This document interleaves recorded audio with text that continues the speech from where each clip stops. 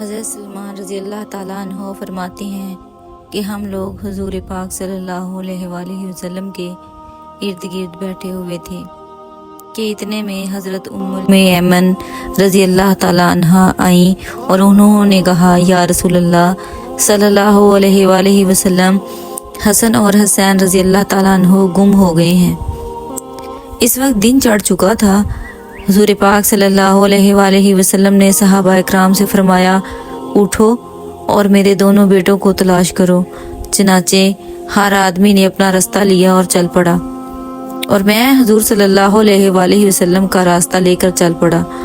حضور پاک صلی اللہ علیہ وآلہ وسلم چلتے رہے، یہاں تک کہ ایک پہاڑ کے دامن میں پہنچ گئے تو دیکھا کہ حضرت حسن اور حسین رضی اللہ تعالیٰ عنہ ایک دوسرے سے چمٹے ہوئے کھڑے ہیں، اور پاس ہی ایک کالا ناگ اپنی دم پر کھڑا ہے جس کے منہ سے آگ کی چنگاریاں نکل رہی ہیں۔ غالباً اللہ تعالیٰ نے ناگ بھیجا تھا کہ بچوں کو آگے جانے سے روکے۔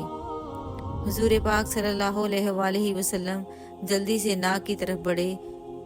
اس ناگ نے حضور پاک صلی اللہ علیہ وسلم کو مڑ کر دیکھا اور چل پڑا اور ایک سوراخ میں داخل ہو گیا۔